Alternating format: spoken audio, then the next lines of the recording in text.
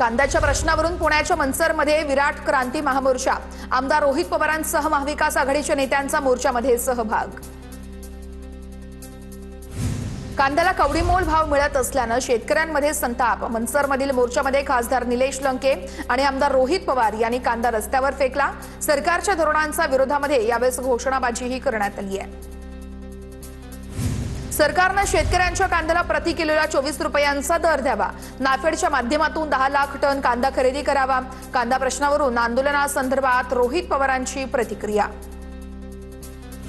राज्यातील कांदा उत्पादकांची दयनीय स्थिती आहे। कांदा उत्पादक शेतकऱ्यांच्या आंदोलनाला आमचा पूर्ण पाठिंबा आहे। नितीन राऊत यांची प्रतिक्रिया। तर राज्यातील शेतकऱ्यांमध्ये तीव्र नाराजी असल्याची राऊतांचं वक्तव्य। पाण्यासाठी कृषी मंत्र्यांना आंदोलन करावं लागलं। स्वतःच्या सरकार विरोधात आंदोलन करावं लागतंय, मग सत्तेत जाऊन काय फायदा झाला? रोहित पवारांचा कृषी मंत्री दत्तात्रय भरणेंवर निशाणा। राजीव साबळेंना डावलून अनिकेत तटकरेंना उमेदवारी दिल्यानं राजकीय वर्तुळामध्ये चर्चा। राजकारणातले शब्द पाळायचे असतात का? राजीव साबळेंकडून खंत व्यक्त। तटकरेंनी अनेकांना शब्द देऊन घरी बसवलं, दळवींची टीका।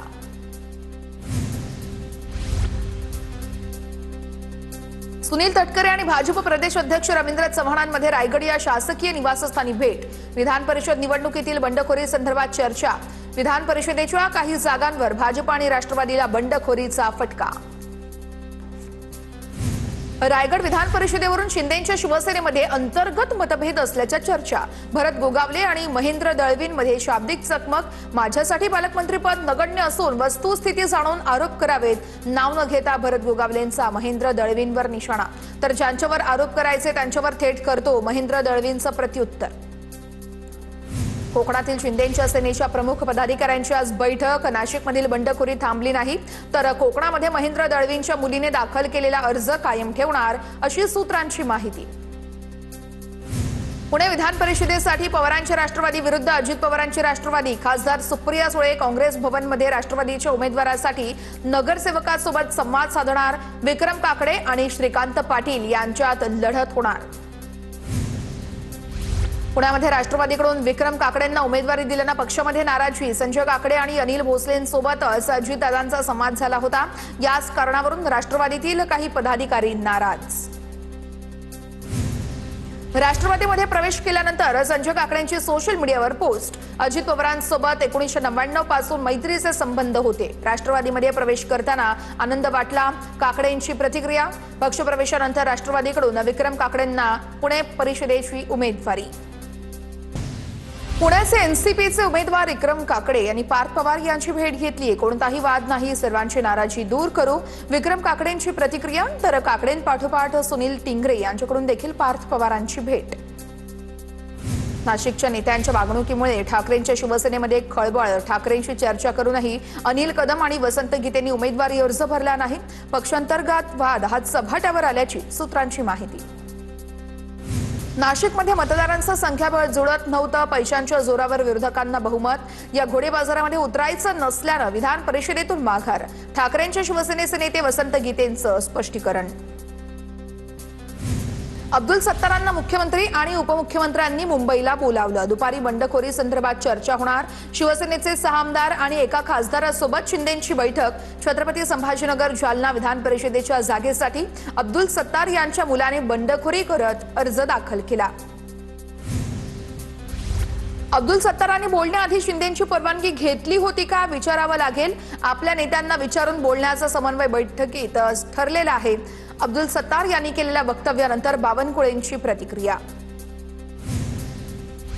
सत्तार शिंदेंनीच घेतलेल्या निर्णयाला विरोध करतायत। सत्तार यांनी वेळीच ठिकाणावरती यावं, प्रशांत बंब यांचा निशाणा। फॉर्म्युला ठरला असताना विरोध करणं म्हणजे शिक्षणाचा अभाव, प्रशांत बंब यांची टीका। अब्दुल सत्तारांनी कामाख्या देवीची महती सांगावी हे हास्यास्पद आहे। संजय केनेकरांची अब्दुल सत्तारांवर टीका। सत्तार स्वतःच्याच पक्षश्रेष्ठींना आव्हान देतात, केनेकरांचं वक्तव्य। तर भाजपवरती शिवसेना संपवण्याचा सत्तारांचा आरोप।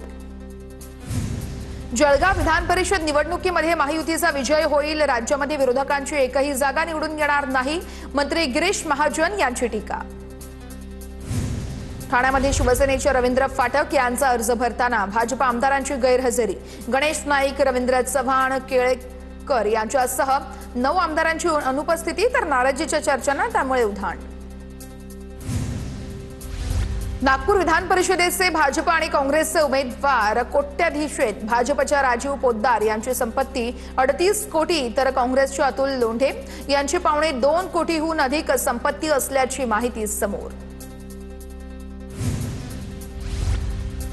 नागपूरमध्ये काँग्रेसमध्ये मोठी धुसफूस असल्याची चर्चा। अतुल लोंढेंचा अर्ज भरताना काँग्रेसच्या 90% नगरसेवकांची गैरहजेरी।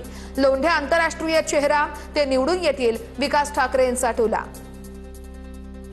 ज्यांना शिवसेना सोडून पश्चाताप झालाय त्यांनी शिवसेनेत परत यावं, संजय राऊतांचं आवाहन। तर काहींना निश्चित पक्षात प्रवेश मिळणार नसल्याचंही राऊतांकडून स्पष्ट। तर दोन्ही शिवसेना एकत्र याव्यात असं मला वाटतं, अंबादास दानवे यांनी केलं होतं वक्तव्य। लाडकी बहीण योजनेमध्ये पैसे लाटणाऱ्या 14,000 पुरुष लाभार्थ्यांकडून रक्कम वसूल केली जाणार। अपात्र झालेल्या 81 लाख लाडक्या बहिणींकडून पैसे परत घेणार नाहीत, मुख्यमंत्री फडणवीसांची माहिती।